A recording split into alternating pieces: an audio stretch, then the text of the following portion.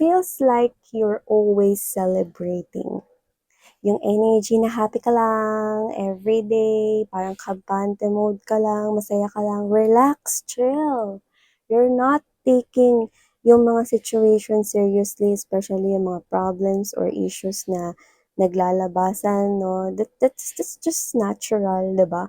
Pero ito yung energy na kuha natin ngayon. No? You feel like you're celebrating, no? It's like a celebration feeling every day, no? Parang happy ka, yung iba pa nga sa inyo, excited pa nga kayo everyday. So, alamin natin bakit kayo ganyan.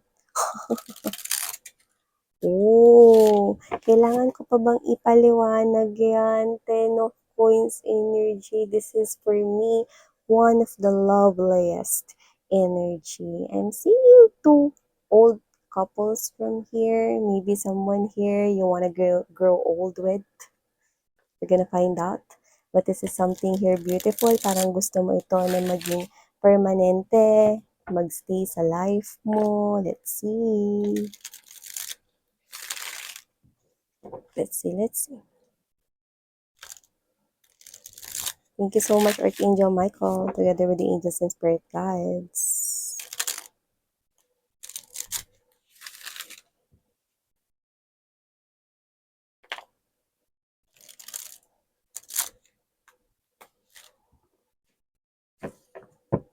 Okay. Let's see more.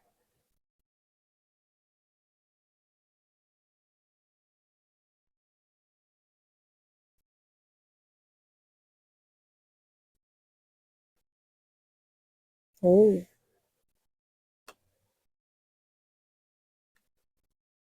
Okay. So, parang nai-impress ka rito sa person mo. Nai-impress ka sa kanya rito, no? So, yun ang nakikita ko rito. Pero ilatag naman na natin lahat. Bago natin tuluyang pag-usapan ito, right at the heart of this reading is the Eight of Wands in reverse. Beside the Tower, and there's this Knight of Cups. Okay. Magician. Okay. Nice. I love the message na nakuha ko rito. I'm gonna tell you, okay? Maya-maya lang. Pero syempre, bago lahat, no, let me just greet everybody. Hi and hello new subscribers. Ako po si Yan. Welcome. Tuloy po kayo rito sa community namin at sa mga pabalik-balik ko rito mga viewers. Just take only what resonates, guys. No, syempre, hindi po ito mag-resonate for all of you.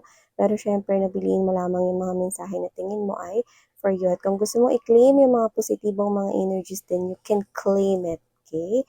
At the end of the day, always have your free will. Don't forget to use that. No, malaya ka naman na gamitin yon. Here, with this Three of Swords, Five of Coins energy, and there's that Six of Wands. I'm picking up na umpisa pa lang kung sino tong person na ito, no, na tinitingnan mo o baka may relasyon na kayong dalawa, no, umpisa pa lang, nagustuhan mo na siya. Yan, no.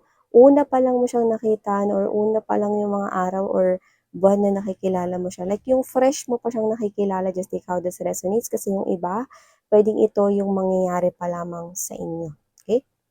So, nakita ko dito na kung sino tong individual na to. No, this person here impresses you so much. No? Marami naman mga magagandang bagay with this person here. Pero, dalawa yung nakikita ko dito nag-i-stand out. Unahin na natin yung pinaka nagpa-impress sa'yo sa taong ito. No? Ang pinaka-impressive na talagang moved ka or dalang-dala ka or talagang sobrang gustong-gusto mo sa kanya. With the Emperor's energy, Three of Swords, Five of Coins, there's this Strength card energy. Nakikita ko rito mga babes, no, na itong person na to, no, ay posibleng nagsabi sa'yo rito na ayaw niya sa cheater, hindi ko inaalaw ang cheating sa relationship, hindi ko tinotolerate ang cheating. Yan, no? So, hindi siya rito boto sa pagluloko, panluloko, pangangaliwa, okay, pagsasama sa third party, yan, no? Yun ang nakikita ko ritong number one, no, na pinaka nagpa-impress sa'yo, no? Siguro ng mga una pa lang, no, ninyo rito na parang pag-i-interact sa isa't isa, conversations, communications, no? Ito yung bagay na napag-usapan or nabanggit niya sa inyo. Whether tinanong niyo ito or hindi, no, I think ito yung pinaka napag-usapan ninyo una pa lang, no. So, puwedeng ikaw nagtanong ka rin sa kanya noon ng diretso na parang, ano yung masasabi mo sa isang relationship or ano yung dapat na meron sa isang relationship para mas maging matagumpay or magkaroon ng success sa relationship, 'no. Siguro sa umpisa pa lang napag-usapan niyo na, ano yung mga bagay na ayaw mo, ano yung mga bagay na gusto mo at puwedeng nabanggit niyo ito. 'Yan 'no, at unang-una talaga 'to sa lahat ng mga sinabi niya 'no.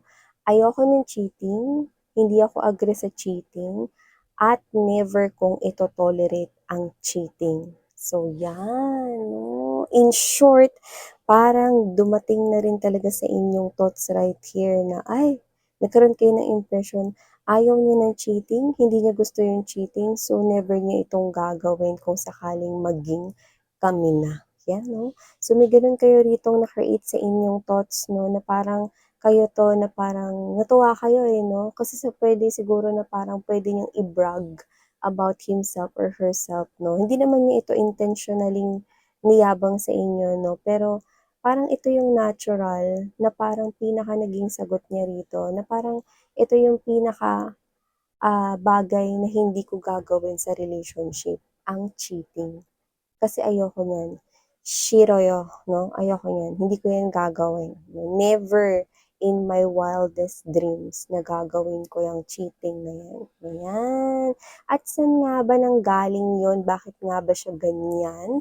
Pagdating sa parang naramdaman mo talaga 'no, na totoo siya dun sa sinabi niya. With this Strength card energy emperor right here, 8 of Wands in reverse and there's this Tower. Ilang beses na rin kasi siyang na-involve sa mga partners niya before, okay? At in-involve siya sa mga third party situations ng mga iyon, 'no. So yes, strongly hindi po siya yung nagloloko sa relationship, kundi yung mga wakwents 'no, na mga nakarelasyon niya before. So he or she really do not allow cheating, no. And for some reason, ito very specific message 'no, maybe meron sa kanila rito na broken family 'no, maybe, yung parent niya is nag-cheat 'no, sa kanyang mom or sa kanyang dad 'no. So siya 'to na parang ayaw niya yung gano'n kasi na-witness niya, eh. Alam niya yung pakiramdam ng niloko. Alam niya yung pakiramdam 'no, na parang pinagmumukha ka ritong syunga 'no, na may kinakausap na palang iba, na meron palang iba 'no, tapos kunyari patay mali siya, wala lang kuno 'no. So, ayaw niya ng gano'n. The moment na nalaman niya yung cheating or nag-cheat yung kanya rito na person before, talagang siya yung klase ng energy 'no, kahit mahal kita, I'm gonna cut you out from my life because I do not deserve that type of treatment. This is someone here na alam niya yung worth niya. Okay, hindi siya syunga pagdating sa pag-ibig 'no. Hindi siya yung klase ng tao rito nagpapatuloy na magmahal 'no, dahil lang mahal niya, tapos niloloko siya, ano 'to? So you're dealing here with someone who's matured and not afraid to cut the emotions and feelings or to cut the person out, okay? Not just from his or her sight, but from his or her life. Wow, very impressive. This is someone here, no, I'm gonna cut you out from my life because you've cheated on me. I do not deserve to be cheated. Ganun yung sinasabi niya rito. Okay? At hindi ako mag stay sa connection na 'to dahil lang sa feelings and emotions. I can manage these feelings and emotions. Siya 'to na nagiging mature siya to handle 'no, ang kanyang love area or ang kanyang love life, 'di ba? So, kung sino man 'tong energy na 'to 'no, yun yung pinaka nagsa-stand out dito na nagpa-impress sa'yo 'no. Kasi I do pick up that this is you 'no, you find it really rare na parang bibihira na lang lalo na sa panahon ngayon na makatagpo ng isang person 'no, na hindi nagche-cheat 'no. Kasi ngayon parang dito nakikita ko rito yung thoughts na naglalaro sa isipan ninyo, nabibihira na lang lalo na yung mga may tsura 'no, na na hindi magloloko sa loob ng relasyon, 'no? Gano'n yung nakita ko rito. Hindi ko kayo judge mga mahal 'no, pero yun yung nakita ko rito parang medyo meron kumbaga sa survey, hindi po 'to Family Feud, pero kumbaga sa survey 'no, ang sinasabi dito ng mga karamihan sa mga energies 'no ay bibihira na lang ngayon ang taong seryoso when it comes to love at hindi nagloloko sa loob ng relasyon. At ang taong ito, kaya siya lumabas na very impressive para sa'yo ay dahil dito sa pananaw niya, na naramdaman mo talaga na totoo at may pinaghugutan talaga siya. So nakita ko rito na ito yung nagbigay sa'yo ng sense of calmness, with this Knight of Cups energy right here, Eight of Wands in reverse, and there's this Strength card. Nagbigay sa'yo to ng parang lakas, no? At nagbigay sa'yo rito to ng maraming parang na-compliment mo rin yung sarili mo, no? Na parang ako yung taong nagustuhan nitong person na to, so hindi ko sasayangin 'tong opportunity na 'to 'no, kasi parang siya 'to na nakita niya ulit yung babae or lalaking gusto niyang mahalin sa katauhan ko. So hindi ko gagawin yung bagay na nalolokohin ko siya or maghahanap ako ng iba or siya 'to 'no na nasasaktan ko lalo na may kinalaman sa third party, like hindi. Kasi yun din yung bagay na ayaw kong mangyari sa'kin ulit. So maaaring ikaw ay nakaranas na rin 'no ng in-involve ka sa mga third party situations ng mga naging past persons or past lovers mo. So yan, ang bongga nga talaga ng mga babes 'no, para makahanap ka rito ng isang person na puwede mo ritong pagkatiwalaan at ramdam na ramdam mo talaga. Yung iba sa inyo puwedeng kayo na nito at habang tumatagal mas lalo mo ritong napapatunayan na parang talagang siya 'tong energy 'no, na pinaninindigan niya yung sinabi niya rito 'no. Well, talaga nga naman 'no, na itong tao na 'to 'no, like ayaw niya talaga ng third party situation. Yun yung talagang lumalabas sa energy niya rito. So, hindi niya ito gagawin sa inyo ever, and that's a big check 'no, never niya yang gagawin. Check na check tayo rito sa person na 'to mga babes 'no. At maraming mga bagay 'no, na nagpapa-impress sa'yo about this person 'no, pero yung pinaka nagustuhan mo sa kanya 'no, sa sinabi niya 'no, yung sinabi niya pinaninindigan niya talaga 'no, at nakikita ko rito na hanggang ngayon puwedeng kayo pa rin talaga. So nakikita ko rito mga babes 'no, na itong connection ninyo ay mas lalo pa ritong tatatag 'no, kasi parehas kayo ritong hindi magloloko at gagawa ng kalokohan, lalo na kung third party ang usapan, 'di ba? So maliban diyan sa third party, ang nakikita ko rito na pangalawa 'no, sa sinasabi niya rito sa'kin na, nagpa-impress sa inyo ay this person is not going back to any of his or her ex. Kapag ex na, ekis na rin 'no, sa buhay niya 'no. Very impressive, hindi siya yung klase ng energy bumabalik sa ex, lalo na kung yung ex ay in-involve siya sa third party. In-involve man siya sa third party or hindi, an ex will always be an ex. Forever ex, period, padlock, susi, no? Tapon sa dagat, 'di ba? So, kung sino man 'tong energy na 'to, nakikita ko rito na itong person na 'to, yun yung pinakadalawang nagsa-stand out na katangian na binubugay niya rito sa'tin, 'no? And you feel like na, ah, wow, eto na talaga yung gusto ko. Eto na talaga Eight of Coins energy, Seven of Wands, and there's this King of Pentacles. Ito na talaga yung taong gusto kong ilaban na makasama sa future ko. Because this Emperor is giving me also the energy of the King of Coins. No? I do see that this person here is really stable sa kanyang emotions and feelings, is stable at pinanghahawakan ang mga salitang sinasabi niya, at will be faithful with his or her love for you. So you've manifested this individual magician energy. I do see that this person here really gives you this type of sense na calmness and serenity, like payapa lang rito yung loob mo, na hindi ka niya rito lolokohin, walang ganong mangyayari, no?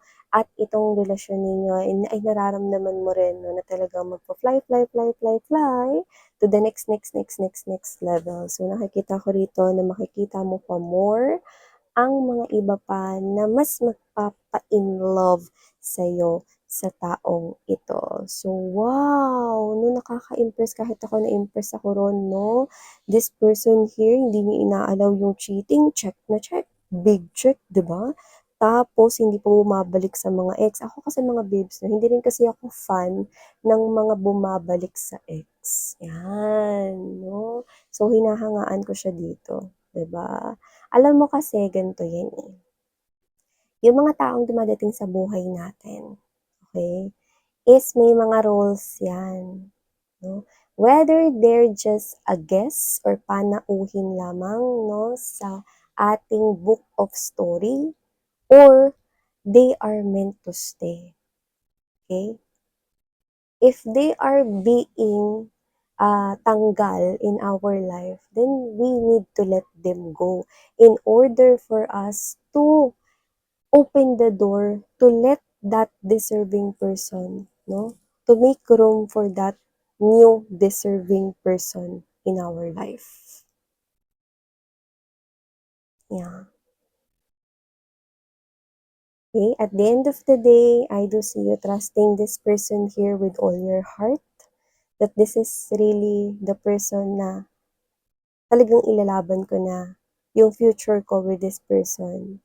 Like, wala nang atrasan nito. Ito na yung taong dadalhin ko sa forever ng buhay ko. Antaray! No? So, wow, why not? No? Dalhin mo na to, mga babes. No? Dalhin mo na to at ipakilala na sa parents mo. Mamanhi ka na rin kayo. Mamanhi ka.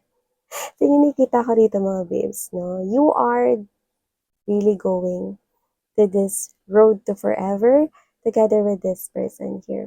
And congratulations, because you've got a very rare person, and this person is yours. Yours for the taking here, sweetheart. Kaya naman, claim this person here. I mean, claim this reading here, because I know that this is really ang deserve mo. Please do check out other channels, no, and see you there. Thank you so much. Sarang Hey, Love and Light. I know.